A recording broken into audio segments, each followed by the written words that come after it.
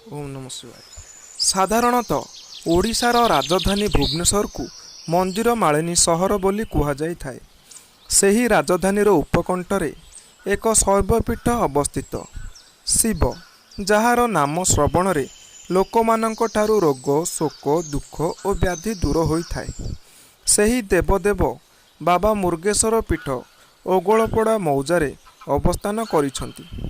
ଗୋବିନ୍ଦପୁର, ଛେଲଦା ଓ ଓଗଳପଡ଼ା ଗ୍ରାମର ଲୋକମାନେ ଏହି ଶୈବପୀଠକୁ ନିଜର ଆରାଧ୍ୟ ଦେବତା ରୂପେ ଗ୍ରହଣ କରି ନିଜକୁ ତାଙ୍କ ପାଖେ ସମର୍ପି ଦେଇଥାନ୍ତି। ପ୍ରାକୃତିକ ସୌନ୍ଦର୍ଯ୍ୟରେ ଭରପୁର ଏହି ଶୈବପୀଠଟି ଖୁବ୍ ମନୋହର, ଆକର୍ଷଣୀୟ। ଜଟଣୀ, ଖୋର୍ଦ୍ଧା ଓ ଭୁବନେଶ୍ୱର ଓ ଏହାର ଆଖପାଖ ଗ୍ରାମର ଲୋକମାନେ ନିଜର ମାନସିକ ପୂର୍ଣ୍ଣ ନିମନ୍ତେ ଏଠାରେ ଅଧ୍ୟାୟ ପଡ଼ି ଆରୋଗ୍ୟ ଲାଭ କରିଥାନ୍ତି।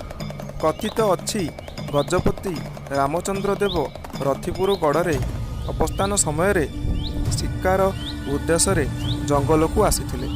ସେଠାରେ ଏକ ମୃଗ ତାଙ୍କ ଦୃଷ୍ଟିଗୋଚର ହୋଇଥିଲା।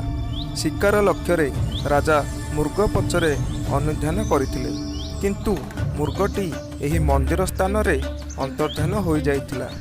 ରାଜା ସେଠାରେ ଦେଖିଲେ ଏକ ପଥର ଦେହରୁ ରକ୍ତ ବାହାରୁଛି। ଏହା ଦେଖି ରାଜା ଆଶ୍ଚର୍ଯ୍ୟ ହୋଇ ସେହି ପଥର ଚାରିପଟେ ମାଟି ଖୋଳି କାଢ଼ିଥିଲେ। ଆଶ୍ଚର୍ଯ୍ୟ ହୋଇ ରାଜା ଦେଖିଲେ ସେହି ପଥରଟି ଏକ ଶିବଲିଙ୍ଗ। ମୃଗର ଖୋରା ବାଜି ଏହି ଲିଙ୍ଗ ବାହାରିଥିବାରୁ ଏହାର ନାମ ରାଜା ମୁର୍ଗେଶ୍ୱର ମହାଦେବ ମନ୍ଦିର ରଖିଥିଲେ।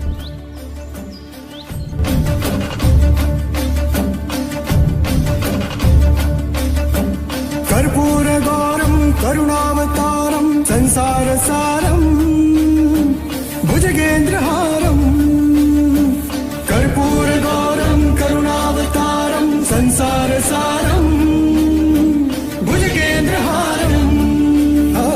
सदा वसंतम हृदयारविंदे, सदा वसंतम हृदयारविंदे। भवं भवानी सहितं नमामि, भवं भवानी सहितं नमामि।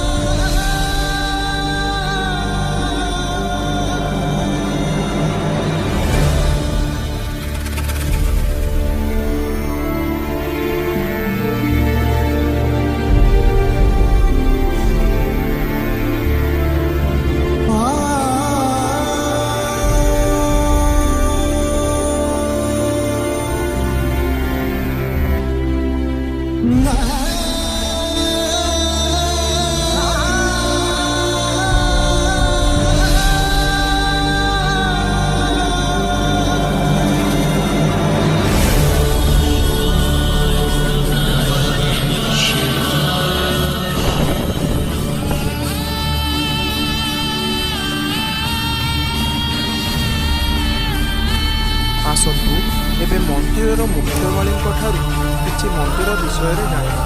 ରାଜା ପ୍ରତିଷ୍ଠା କଲେ ଦୀର୍ଘ ଦୌଡ଼ିକି ଆସିଲା ତାକୁ ପାର୍ଟିକି ଆସିଲେ ଦୌଡ଼ିକି ଆସିବା ମାନେ ସିଏ ଆସିକି ଏଇଠି ଆସିକି ଛପିଗଲେ କେଉଁଠି ଓଗଳପଡ଼ା। ରାଜା କ'ଣ କଲେ ନା କୋଡ଼ିଆ ଲଗାଇକିରି ତାକୁ ଖୋଳିଲେ। ଆଉ ଖୋଳିବା ସକାଶେ ସେ ଲିଙ୍ଗ ବାହାରିଲା। ଯେମିତି ଲିଙ୍ଗ ବାହାରିଲା ସେ ରଜା ତାକୁ କରିଯାଇଛନ୍ତି। ଏକରେ ତା ରଜା କରିଯିବା ପରେ ଗୋଟିଏ ମନ୍ଦିର କରିଥିଲେ। ଇଏ ହେଉଛନ୍ତି ଅଷ୍ଟଶମ୍ଭୁ ଠାକୁର। ଏକରେ ହେଲା ଗତିଶରେ ପୁରୀ ମହାରାଜା ବସେଇଛନ୍ତି ରଥିପୁର ଗଡ଼ରେ ଯେତେବେଳେ ଥିଲେ। ରଥିପୁର ଗଡ଼ ଭାଙ୍ଗିକି ଗଲେ ଖୋର୍ଦ୍ଧାଗଡ଼ କଲେ। ଖୋର୍ଦ୍ଧାଗଡ଼ରୁ ଯାଇକି ପୁରୀ। ଆଚ୍ଛା ସିଏ ଅଷ୍ଟଶମ୍ଭୁ ଠାକୁର ବସେଇଛନ୍ତି। ଏକରେ ହେଲା କଞ୍ଚିଆରେ କଣ୍ଠେଶ୍ୱରରେ, ସେଇଠୁ କୁସୁମାଟିରେ ଗତିଶରେ, ଏଠି ହେଲେ ମିରିଶରେ, ଉପର ହେଲା ସପନେଶ୍ୱରରେ, ଗଙ୍ଗପଡ଼ା ହେଲା ଗଙ୍ଗେଶ୍ୱରରେ, ଏଠି ହେଲେ ମିରିଗେଶ୍ୱରରେ, ଆଉ ବାକି ଇଏ ଧବଳେଶ୍ୱରରେ। ଆଉ ଇଏ ହେଲା 8 ହେଇଗଲେ। ତ ଏଠି ଚଳପ୍ରଚଳ ଠାକୁର ଯାହା ରଜା ଖଞ୍ଜି ଦେଇ ଯାଇଛନ୍ତି ସେଥିରେ ଆମେ ଖାଉଛୁ। ବ୍ୟତିକ ପାଣି ପଡ଼ା ଦେଉଛି। ଗାଁ ଠାରୁ ଗୋଟାଏ କିଲୋମିଟର ଗୋଟାଏ ମାଇଲ ମିଟର ହେବ ମନ୍ଦିର। ତା ବାଦେ ରହିଛି ତଳକତା, ତଳକତା କଥା ଗୋବିନ୍ଦପୁର, ଛେଲଦା, ଉଗାଳପଡ଼ା, ଇଏ ମଝିରେ ରହିଲେ ଠାକୁର। ଠାକୁରଙ୍କର ଆଜ୍ଞା ଖୁବ୍ ଅଛି ଘର। ପାର୍ଧିକି ଆସିଥିଲେ ସିଏ ମୃଗ ଦେଖିବାରୁ ତାଙ୍କ ପଛରେ ସେ ଗୋଡ଼େଇଲେ ଯେତେ ତୀର ମାରିଲେ ସେ ଆଉ ମଲାନି। ତେଣୁକରି ସେଇଟା ସେଇଟା ବିବର ଥିଲା। ସେ ବିବରରେ ଅନ୍ତର୍ଧାନ ହେଇଗଲା। ରାଜା କୁଡ଼ିଆ ନଇକିରି ଖୋଳିକିରି ସେ ଜମି ଜମା ଖଞ୍ଜା କରିଦେଇକିରି ତାକୁ ଯେତେବେଳେ ଏଠୁ ଗଡ଼ ଭାଗିଲାଣି ରଥିପୁରଠୁ ଗଡ଼ କରିକି ଗଲେ କେଉଁଠି ଖୋର୍ଦ୍ଧାଠୁ ଗଡ଼ ଭାଙ୍ଗି ଗଲେ ଯାଇ ରହିଲେ ପୁରୀ। ସେ କେଉଁ ରଜାକୁ ନା ବାପା ଏଥିରେ ଲୋକ ଯାତାୟାତ ପ୍ରକାର ହେଉଛନ୍ତି। ଯାତାୟାତ ପ୍ରକାର ହେବାରୁ ଠାକୁର ମହିମା ଆସ୍ତେ ଆସ୍ତେ ବଢ଼ିଲା। କ୍ରମେ ବଢ଼ିଲା ଯେ ଯାହା ମାନସିକ କରୁଛନ୍ତି ତାକୁ ପୂରଣ ହେଉଛି। ଠାକୁରଙ୍କର ଇଏ ହେଲାନି। ବାକି କି ଦୈନିକ ଖେଚଡ଼ି ଗଣ୍ଡେ ଭୋଗ କରିବାକୁ ପଡ଼ୁଛି। ଓଡ଼ିଶାର ପର୍ଯ୍ୟଟନ ସ୍ଥଳୀରେ ବାବା ମୁର୍ଗେଶ୍ୱର ମନ୍ଦିର ଅନ୍ୟତମ। ଆସନ୍ତୁ ପ୍ରାକୃତିକ ସୌନ୍ଦର୍ଯ୍ୟରେ ପରିପୂର୍ଣ୍ଣ ବାବା ମୁର୍ଗେଶ୍ୱରଙ୍କୁ ଦର୍ଶନ କରନ୍ତୁ। ବାବାଙ୍କ କୃପା ଲାଭ କରି ଖୁସିରେ ରୁହନ୍ତୁ। ଜୟ ଜଗନ୍ନାଥ, ଜୟ ଶିବ ଶମ୍ଭୁ।